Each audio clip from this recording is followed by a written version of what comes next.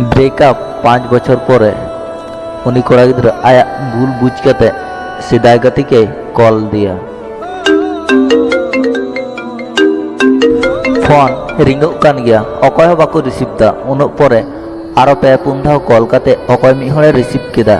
Receive कते बाना हर सेन गी चुपचाप तापरे अर्जुन मेंदा चिलका मेनामा ᱦᱮᱸ ᱤᱧ ᱫᱚ ᱵᱷᱟᱞᱮ ᱜᱮ ᱦᱤᱱᱟᱹᱧᱟ ᱟᱨ ᱤᱱᱟᱹᱜ ᱫᱤᱱ ᱯᱚᱨᱮ ᱪᱮᱫ ᱢᱚᱱᱮ ᱠᱟᱛᱮ इन्हें चिन्हई कना अकय कनी ले मेसे अकय कनी 5 বছর 2 মাস লাহারিং বাকি ᱴᱚᱠᱟ ᱢᱮᱭᱟ ᱟᱨ ᱟᱢᱜᱮ ᱚᱱᱟ ᱡᱷᱟᱴᱠᱟᱧ ᱦᱤᱲᱤᱧᱟ ᱚᱱᱟ ᱦᱚᱸ ᱵᱟᱹᱧ ᱥᱟᱨᱛᱷᱚᱯᱚᱨ ᱜᱮᱭᱟ। खराब मा तखन हो बाम तेहलेन इन हते तिगी तोम खराब लेना ᱚᱱᱟ ᱫᱤᱱ ᱯᱚᱨᱮ ᱦᱚᱴᱟᱛ ᱱᱚᱜᱼᱚᱱᱟ ᱠᱟᱛᱷᱟ ᱞᱟᱹᱭ ᱞᱟᱹᱜᱤᱫ ᱤᱧᱜᱮᱢ ᱠᱚᱞ ᱠᱟᱫᱤᱧᱟ? बांग आसले आम ठेन इन इक्के कय लगिन फोन कदा ᱤᱠᱟᱹ ᱢᱟ ᱥᱮᱫᱤᱱ ᱜᱮ ᱤᱠᱟᱹᱣ ᱠᱟᱜ ᱢᱮ ᱡᱮᱫᱤᱱ ᱤᱧ ᱥᱟᱢᱟᱝ ᱨᱮ ᱮᱴᱟᱜ ᱦᱚᱲᱟᱜ ᱛᱤ ᱥᱟᱵ ᱠᱟᱛᱮ ᱮᱢ ᱛᱟᱲᱟᱢ ᱪᱟᱞᱟᱣᱱᱟ। सारीना आम सते आडी लटुन दोष का तेहना ᱵᱟᱝ ᱟᱢᱟᱜ ᱫᱚ ᱠᱳᱱᱳ ᱫᱳᱥ ᱵᱟᱹᱱᱩᱜᱼᱟ ᱟᱢ ᱤᱧᱜᱮ ᱟᱹᱰᱤ ᱠᱤᱪᱷᱩᱢ ᱥᱮᱬᱟᱣ ᱠᱟᱫᱤᱧᱟ ᱟᱨ ᱱᱤᱛᱚᱜ ᱤᱧ ᱡᱟᱦᱟᱸᱭ ᱥᱟᱶᱛᱮ ᱦᱤᱱᱟᱹᱧᱟ ᱟᱹᱰᱤ ᱥᱩᱠ ᱨᱮ ᱦᱤᱱᱟᱹᱧᱟ ᱩᱱᱤ ᱟᱡ ᱠᱷᱚᱱ ᱦᱚᱸ ᱤᱧᱜᱮ ᱵᱮᱥᱤ ᱫᱩᱞᱟᱹᱲᱤᱧ ᱛᱟᱦᱮᱱᱟ ᱤᱧᱜᱮ ᱟᱹᱰᱤ ᱠᱮᱭᱟᱨᱤᱧ ᱛᱟᱦᱮᱱᱟ ᱟᱨ ᱩᱱᱤ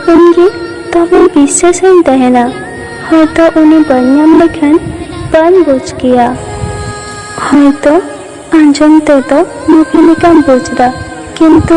नवा के वास्तव कना ओना को कथा लई कते अंजू ओंडे खने चलाक कना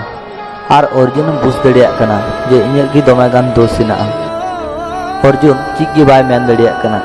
किछुगन बाना हर किन चापचुप कना तापरे अर्जुन ओना कथा मा लई के पन लई कत में जेदिन आम उनी कुड़ी सावे नेल लेत में सेदिन इन तीना कष्टम बुझ लेदा ओना दो लई कते तो बन बुझे दाड़ीमा जेदिन आम उनी कुड़ी साव तीती सा कते एम चलाक कान तहेना सेदिन इन कोराम पाड़ा को लेकिन बुझे तहेना इन नींदो राग कते इन ताव कदा बन लई दाड़ीमा अर्जुन चापचुपे आंजम इदीदा आर अंजू मेंदा इन्या उनी कोड़ा साव चिकाते च बापला होइना इन द बन बाडाया नेल नेपेल खोल तीन पर्यन्तो इन उनी के सेदिन नेल के दिया जेदिन अलिया बापला छांडा लातारे नेल के दिया इन्या अवस्था इन्या की खराब लदिया लय के बन लय दाड़ीमा आर आई बाबा हो चेत किन चिका दाड़ी किया लय में इन्या बापला दिन हिलो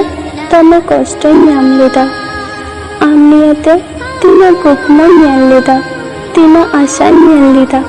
छतो मिते रपु चाबायन तिया वाडाय इन आमगी तमन दुलाराम तहेना आर आम ओना बदलते चेम एमा दिया कष्ट तीन अंजू जतो मोनेना कथा अर्जुन के लई आय कना लई लईते अंजुआ मे खन मे दा जरोयन तया मारी कथा दिसे कते अंजुआ रा अंजमते अर्जुन मेंदा अंजू विश्वासम से बाम विश्वासवा बइन बड़ाया किंतु नवा गे सारी कथा कना चिदा तो तिहिन आमा रा अंजमते इन आदि कष्टन बुझदा मने हुई कना इन आमके बाइन दुलड़ दड़ी का मे थेना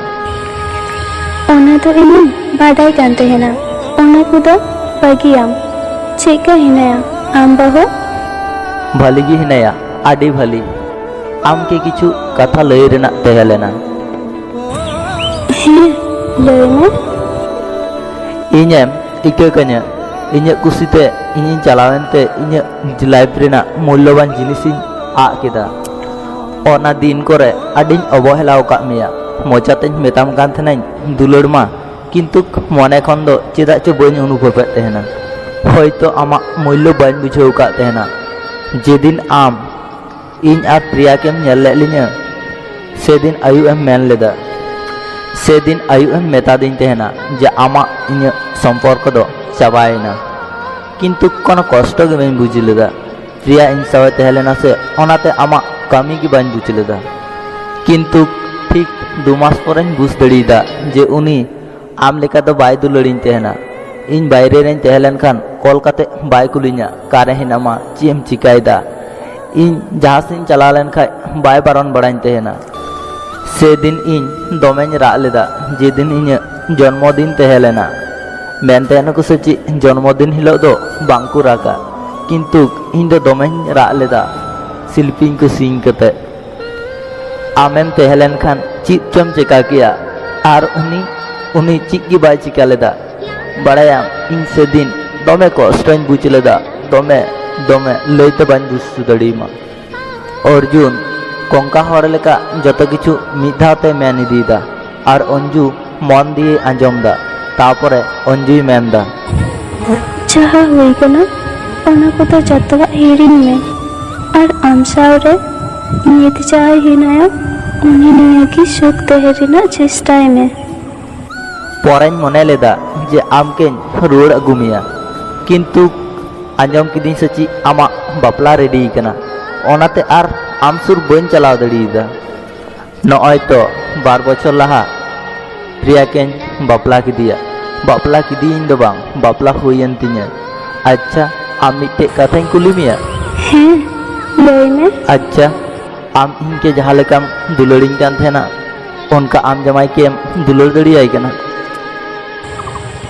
बांग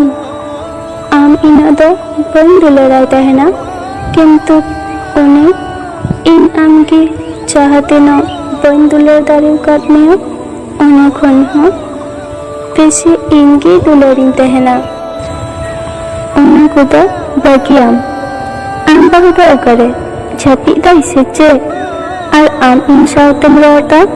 आम बहु झुकड़ आतो बिरित लन खाय आंजम खाने आंजम चुआ ओनाते दो इन्या दो चिगी बान चिका इन्या लाइफ रे आदि लटुन भूल लेदा ओना ना तीन इका कोय लगी कॉल कदा किन्तु इन आदि कुसिन बुझ केदा जे आम आदि सुकरे हिनामा किन्तु बापला समय आम दोमे कष्टम नाम लेदा हेसे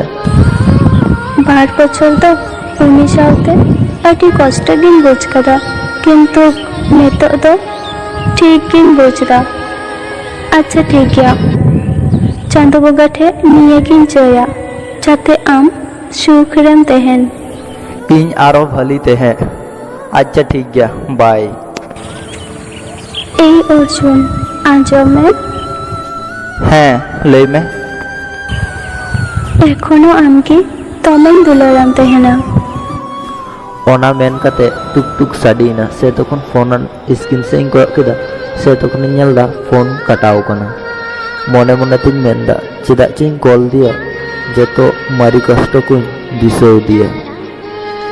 नो वीडियो आंजम कते चिलका पे बुझ केदा कमेंट तलाते बड़ाई चिलिन पे और जुदी पे खुशी आ तो लाइक कमेंट सब्सक्राइब शेयर आलु पे हिड़िया